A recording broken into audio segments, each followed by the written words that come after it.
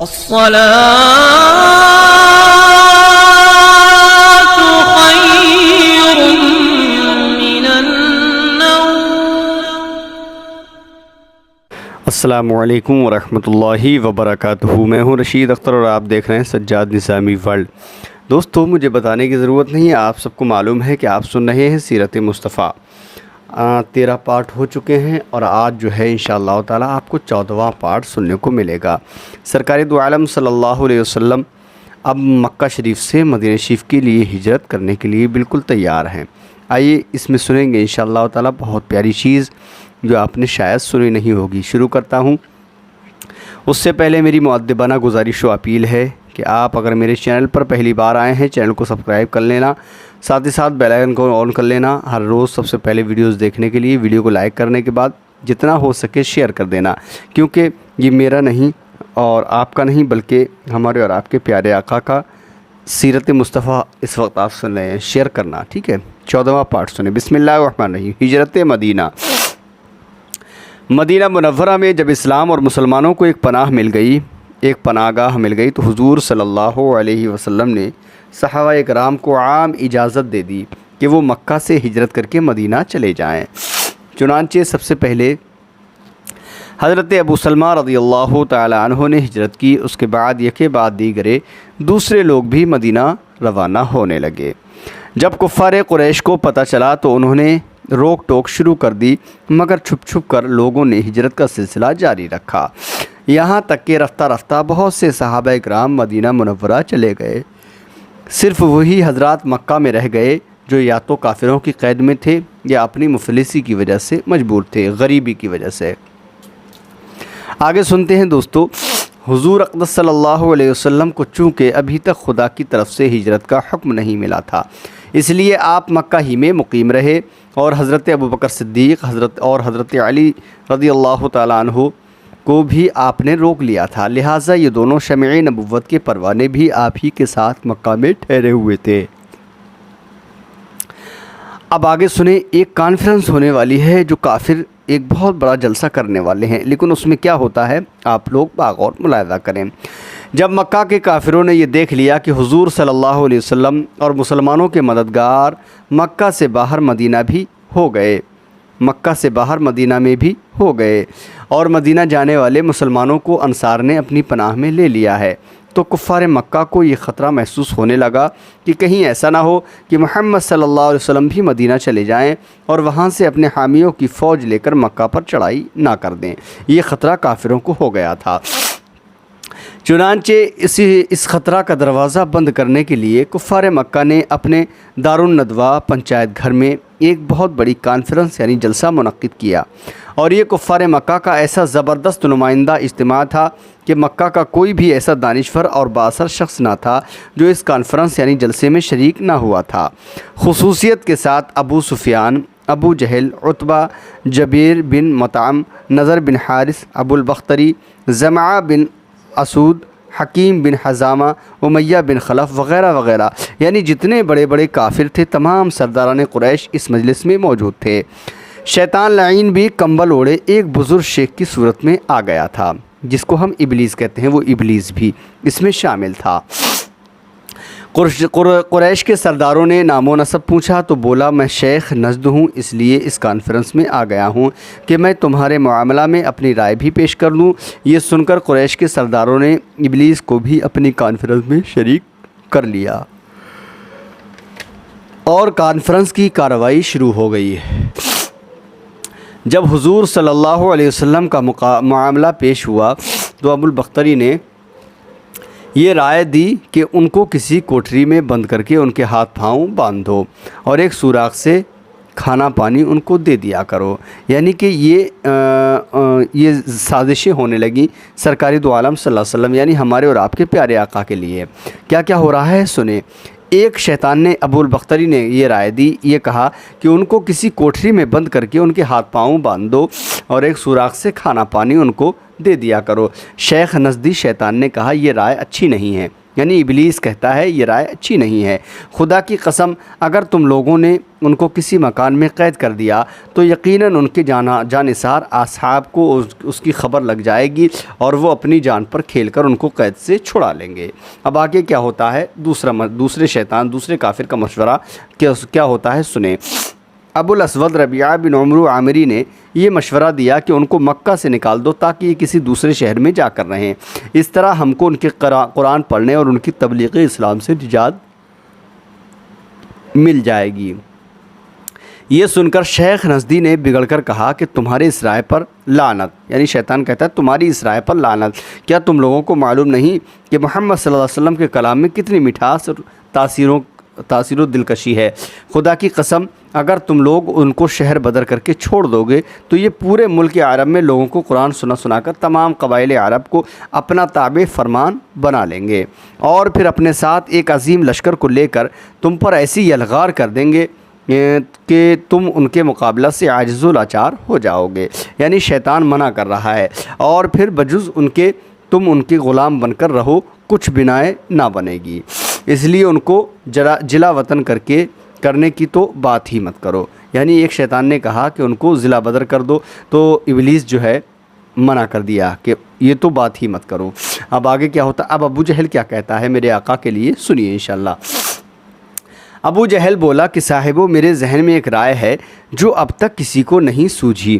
یہ سن کر سب کے کان کھڑے ہو گئے اور سب نے بڑے اشتیاق کے ساتھ پوچھا کہ کہیے وہ کیا ہے؟ تو ابو جہل نے کہا میری رائے یہ ہے کہ ہر قبیلے کا ایک مشہور بہادر تلوار لے کر اٹھ کر کھڑا ہو اور سب ایک بارگی حملہ کریں، محمد صلی اللہ علیہ وسلم معاذ اللہ محمد صلی اللہ علیہ وسلم کو قتل کر ڈالیں معاذ اللہ۔ اس تدبیر سے خون کرنے کا جرم تمام قبیلوں کے سر پر رہے گا۔ ظاہر ہے کہ خاندان بنو ہاشم اس خون کا بدلہ لینے کے لیے تمام قبیلوں سے لڑنے کی طاقت نہیں رکھ سکتے، لہٰذا یقیناً وہ خون بہا لینے پر راضی ہو جائیں گے اور ہم لوگ مل جل کر آسانی کے ساتھ خون بہا کی رقم ادا کریں گے۔ ابو جہل کی یہ خونی تجویز سن کر شیخ نزدی مارے خوشی کے اچھل پڑا اور کہا، یعنی کہ شیخ نزدی یہاں پر کس کو کہا جا رہا ہے؟ ابلیس کو، یعنی ابلیس بھی آیا ہوا تھا اور اس نے بتایا تھا میں شیخ نزد ہوں۔ ابلیس مارے اچھل کے خوشی کے کود پڑا اور کہا کہ بے شک یہ تدبیر بالکل درست ہے، اس کے سوا اور کوئی تجویز قابل قبول نہیں ہو سکتی۔ چنانچہ تمام شرکا کانفرنس نے اتفاق رائے سے اس تجویز کو پاس کر دیا اور مجلس شورا برخاست ہو گئی اور ہر شخص یہ خوفناک عزم لے کر اپنے اپنے گھر چلا گیا۔ خداوند قدوس نے قرآن مقدس میں مندرجہ ذیل آیت میں اس واقعہ کا ذکر فرماتے ہوئے ارشاد فرمایا ہے، وَإِذْ يَمْكُرُ بِكَ الَّذِينَ كَفَرُوا لِيُثْبِتُوكَ وَيَقْتُلُوكَ أَوْ يُخْرِجُوكَ وَيَمْكُرُونَ وَيَمْكُرُ اللَّهُ وَاللَّهُ خَيْرُ الْمَاكِرِينَ۔ اے محبوب یاد کیجئے جس وقت کفار آپ کے بارے میں خفیہ تدبیر کر رہے تھے کہ آپ کو قید کر دیں یا قتل کر دیں یا شہر بدر کر دیں، یہ لوگ خفیہ تدبیر کر رہے تھے اور اللہ خفیہ تدبیر کر رہا تھا، اور اللہ کی پوشیدہ تدبیر سب سے بہتر ہے۔ اللہ تعالیٰ کی خفیہ تدبیر کیا تھی؟ اگلے صفحہ پر اس کا جلوہ دیکھیے گا، انشاءاللہ اگلے سننے کو آپ کو ملے گا۔ دیکھیے کہ کس طرح اس نے اپنے حبیب صلی اللہ علیہ وسلم کی حفاظت فرمائی اور کفار کی ساری اسکیم کو کس طرح اس قادر قیوم نے تہز نہز فرما دیا۔ ابن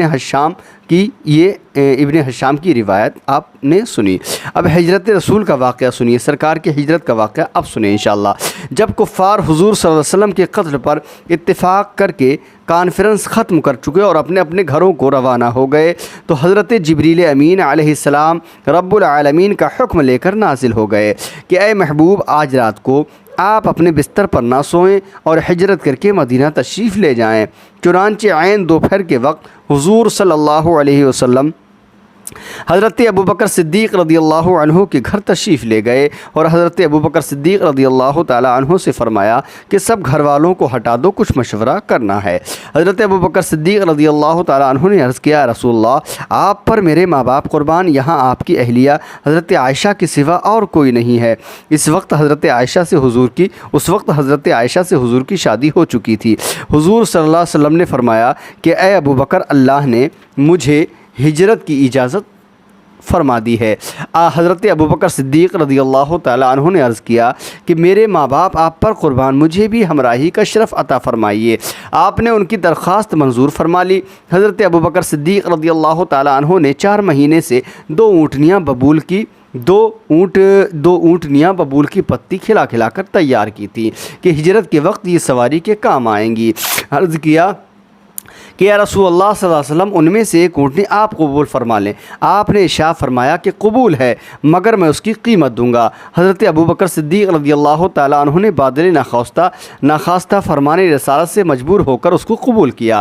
حضرت عائشہ صدیقہ رضی اللہ تعالیٰ عنہ تو اس وقت بہت کم عمر تھیں، لیکن ان کی بڑی بہن حضرت بی بی اسماء رضی اللہ تعالیٰ عنہ نے سامان سفر درست کیا اور توشہ دان میں کھانا رکھ کر اپنے کمر کے پٹکے کو پھاڑ کر 2 ٹکڑے کیے، ایک سے توشہ دان کو باندھا اور دوسرے سے مشک کا منہ باندھا۔ یہ وہ قابل فخر شرف ہے جس کی بنا پر اس کو ذات النطاقین 2 دوپٹے والی کے معزز لقب سے یاد کیا جاتا ہے، 2 پٹکے والی کے معزز لقب سے یاد کیا جاتا ہے۔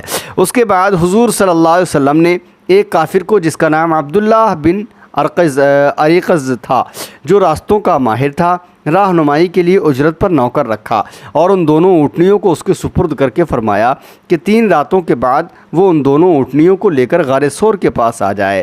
یہ سارا نظام کر لینے کے بعد حضور صلی اللہ علیہ وسلم اپنے مکان پر تشریف لائے۔ بخاری شریف جلد 1 صفحہ نمبر 553 تا 554 باب ہجرت النبی صلی اللہ علیہ وسلم کا یہ حوالہ آپ نے سنا۔ اب آگے بڑھتے ہیں کاشائے نبوت کا محاصرہ۔ کفار مکہ نے اپنے پروگرام کے مطابق کاشانہ نبوت کو گھیر لیا اور انتظار کرنے لگے کہ حضور صلی اللہ علیہ وسلم سو جائیں تو ان پر قاتلانہ حملہ کیا جائے۔ اس وقت گھر میں حضور صلی اللہ علیہ وسلم کے پاس صرف علی مرتضیٰ رضی اللہ تعالیٰ عنہ تھے۔ کفار مکہ اگرچہ رحمت عالم صلی اللہ علیہ وسلم کے بدترین دشمن تھے، مگر اس کے باوجود حضور صلی اللہ علیہ وسلم کی امانت و دیانت پر کفار کو اس قدر اعتماد تھا کہ وہ اپنی قیمتی مال و سامان کو حضور صلی اللہ علیہ وسلم کے پاس امانت رکھتے تھے۔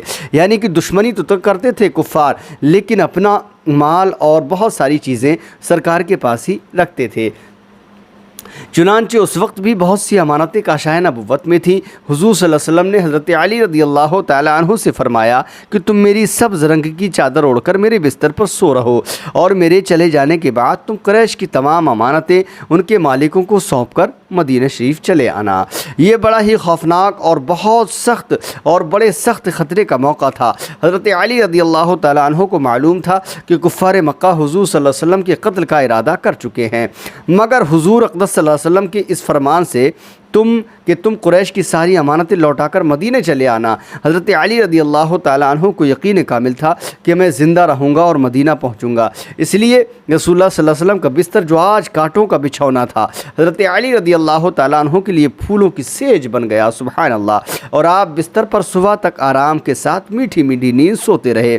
آپ نے اسی کارنامے پر فخر کرتے ہوئے شیر خدا نے اپنے اشعار میں فرمایا، وقیت بنفسی خیر من وطیت ترا ومن طافا بالبیت العتیق وبالحجر، میں نے اپنی جان کو خطرے میں ڈال کر اس ذات گرامی کی حفاظت کی جو زمین پر چلنے والوں اور خانہ کعبہ و حتیم کا طواف کرنے والوں میں سب سے زیادہ بہتر اور بلند مرتبہ ہیں۔ رسول خدا صلی اللہ علیہ وسلم کو یہ اندیشہ تھا کہ کفار مکہ ان کے ساتھ خفیہ چال چل جائیں گے، مگر خداوند مہربان نے ان کو کافروں کی خفیہ تدبیر سے بچا لیا۔ زرقانی علی المحائب جلد 1 صفحہ نمبر 322 میں یہ حوالہ موجود ہے۔ اب آگے بڑھتے ہیں اور سنتے ہیں انشاءاللہ تعالی۔ حضور اقدس صلی اللہ علیہ وسلم نے بستر نبوت پر جانے ولایت کو سلا کر ایک مٹھی خاک میں لی اور سورہ یاسین کی ابتدائی آیتوں کو تلاوت فرماتے ہوئے نبوت خانہ سے باہر تشریف لائے اور محاصرہ کرنے والے کافروں کے سروں پر خاک ڈالتے ہوئے ان کے مجمع سے صاف نکل گئے۔ نہ کسی کو نظر آئے، نہ کسی کو کچھ خبر ہوئی۔ ایک دوسرا شخص جو اس مجمع میں موجود تھا اس نے ان لوگوں کو خبر دی کہ محمد صلی اللہ علیہ وسلم تو یہاں سے نکل گئے اور چلتے وقت تمہارے سروں پر خاک ڈال گئے ہیں۔ چنانچہ ان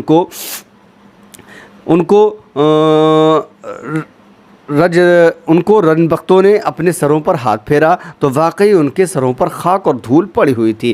مدارج النبوت جلد 2 صفحہ نمبر 57 میں یہ حوالہ موجود ہے۔ آگے بڑھتے ہیں اور سنتے ہیں سیرت مصطفیٰ کا 14واں پارٹ۔ رحمت عالم صلی اللہ علیہ وسلم اپنے دولت خانہ سے نکل کر مقام حضورہ کے پاس کھڑے ہو گئے اور بڑی حسرت کے ساتھ کعبے کو دیکھا اور فرمایا کہ اے شہر مکہ، تو مجھ کو تمام دنیا سے زیادہ پیارا ہے۔ اگر میری قوم مجھ کو تجھ سے نہ نکالتی تو میں تیرے سوا کسی اور جگہ سکونت پذیر نہ ہوتا۔ یعنی سرکار کعبے کی طرف نگاہ کر کے کعبے سے کچھ کہہ رہے ہیں۔ حضرت ابوبکر صدیق رضی اللہ تعالیٰ عنہ سے پہلے ہی قرار دہ ہو چکی تھی، وہ بھی اسی جگہ آ گئے اور اس خیال سے کہ کفار مکہ ہمارے قدموں کے نشان سے ہمارا راستہ پہچان کر ہمارا پیچھا نہ کریں۔ پھر یہ بھی کہ حضور صلی اللہ علیہ وسلم کے پائے نازو زخمی ہو گئے ہیں۔ حضرت ابوبکر صدیق رضی اللہ تعالیٰ عنہ نے آپ کو اپنے کندھوں پر سوار کر لیا اور اس طرح خاردار جھاڑیوں اور نوکدار پتھروں والی پہاڑیوں کو روندتے ہوئے اسی رات غار ثور پہنچ گئے۔ مدارج النبوہ جلدوم صفحہ نمبر 58 میں یہ حوالہ موجود ہے۔ اب آگے سنیں۔ حضرت ابوبکر صدیق رضی اللہ تعالیٰ عنہ پہلے خود غار میں داخل ہوئے اور اچھی طرح غار کی صفائی کی اور اپنے بدن کے کپڑے پھاڑ پھاڑ کر غار کے تمام سوراخوں کو بند کیا۔ یعنی کہ اسی غار کا ذکر ہے جس غار میں ایک سانپ بہت پرانا بیٹھا ہوا تھا جو حضرت ابوبکر صدیق کے پاؤں میں ڈس لیتا ہے۔ آپ سنیں انشاءاللہ، آپ کو سننے کو آگے ملے گا۔ پھر حضور صلی اللہ علیہ وسلم کے غار کے اندر تشریف لے گئے اور حضرت ابوبکر صدیق رضی اللہ تعالیٰ عنہ کی گود میں اپنا سر مبارک رکھ کر سو گئے۔ آپ سو جاتے ہیں حضرت ابوبکر صدیق کے زانو مبارک پر اپنا سر رکھ کر۔ حضرت ابوبکر صدیق رضی اللہ تعالیٰ عنہ نے ایک سوراخ کو اپنی ایڑی سے بند کر رکھا تھا۔ سوراخ کے اندر سے ایک سانپ نے بار بار یار غار کے پاؤں میں کاٹا، مگر حضرت صدیق جانثار نے اسی خیال سے پاؤں نہیں ہٹایا کہ رحمت عالم کے خواب راحت میں خلل نہ پڑ جائے، مگر درد کی شدت سے یار غار کے آنسوؤں کی دھار کے چند قطرات سرور کائنات صلی اللہ علیہ وسلم کے رخسار پر یعنی گال پر نثار ہو گئے، ٹپک پڑے، جس سے رحمت عالم بیدار ہو گئے۔ اٹھ جاتے ہیں میرے آقا اور اپنے یار غار کو روتا دیکھ کر بے قرار ہو گئے۔ پوچھا ابو بکر کیا ہوا؟ عرض کیا یا رسول اللہ صلی اللہ علیہ وسلم مجھے سانپ نے کاٹ لیا ہے۔ یہ سن کر حضور صلی اللہ علیہ وسلم نے زخم پر اپنا لعاب دہن لگا دیا، جس سے فوراً ہی سارا درد جاتا رہا۔ سبحان اللہ، یہ میرے آقا کی شان ہے۔ حضور اقدس صلی اللہ علیہ وسلم 3 رات اسی غار میں رونق افروز رہے۔ حضرت ابوبکر صدیق رضی اللہ تعالیٰ عنہ کے جوان فرزند حضرت عبداللہ رضی اللہ تعالیٰ عنہ روزانہ رات کو غار کے منہ پر سوتے اور صبح سویرے ہی مکہ چلے جاتے اور پتہ لگاتے کہ قریش کیا تدبیریں کر رہے ہیں۔ جو کچھ خبر ملتی شام کو آ کر حضور صلی اللہ علیہ وسلم سے عرض کر دیتے۔ حضرت ابوبکر صدیق رضی اللہ تعالیٰ عنہ کے غلام حضرت عامر بن فہرہ رضی اللہ عنہ کچھ رات گئے چراگاہ سے بکریاں لے کر غار کے پاس آ جاتے اور ان بکریوں کا دودھ دونوں عالم کے تاجدار ان کے یار غار پی لیتے تھے۔ زرقانی علی المحائف جلد 1 صفحہ نمبر 339 میں یہ حوالہ موجود ہے۔ دوستو ابھی پارٹ یہ ختم نہیں ہوا ہے، انشاءاللہ سنیے۔ آگے بڑھتے ہیں۔ حضور صلی اللہ علیہ وسلم تو غار ثور میں تشریف فرما ہو گئے۔ ادھر کاشانہ نبوت کا محاصرہ کرنے والے کفار جب صبح کو مکان میں داخل ہوئے تو بستر نبوت پر حضرت علی رضی اللہ تعالیٰ عنہ تھے۔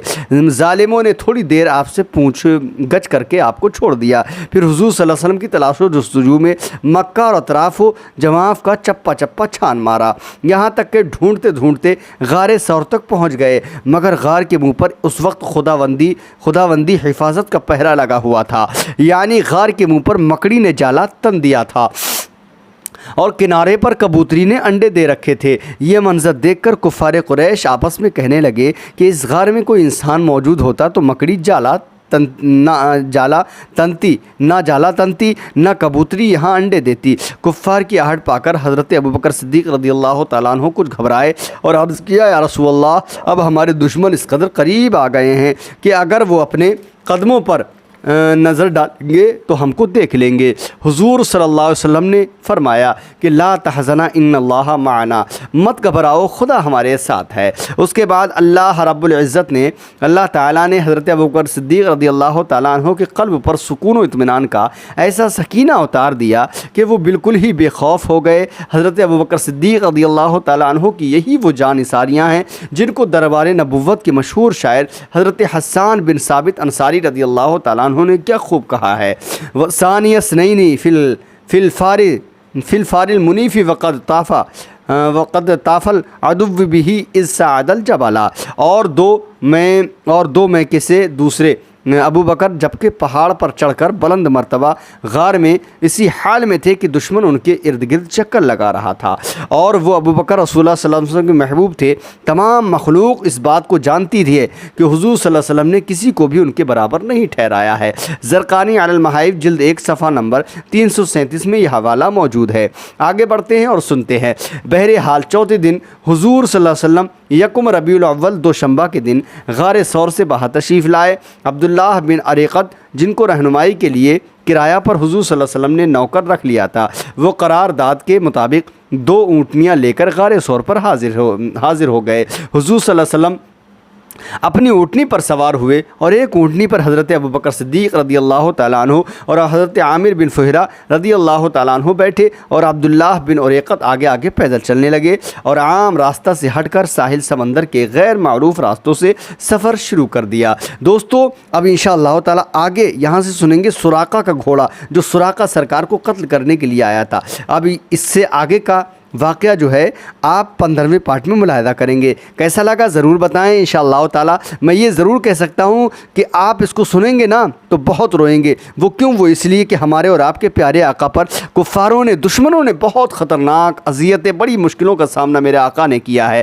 کس طریقے سے ہم تک ایمان پہنچا ہے، کس طریقے سے ہم تک اسلام پہنچا ہے، وہ تو ہمارا رب جانے یا پھر اللہ کے محبوب جانے۔ بہرحال انشاءاللہ ملتا ہوں میں 15ویں پارٹ میں، تب تک کے لیے اللہ حافظ، دعا خیر میں یاد فرمائے۔ بس اسی طریقے سے دیکھتے رہیے سجاد نظامی ورلڈ پہ، ہر روز سیرت مصطفیٰ کا ایک پارٹ ملتا ہوں اگلے پارٹ میں، تب تک کے لیے اللہ حافظ، السلام علیکم ورحمۃ اللہ وبرکاتہ۔ اللہ حافظ دوستو۔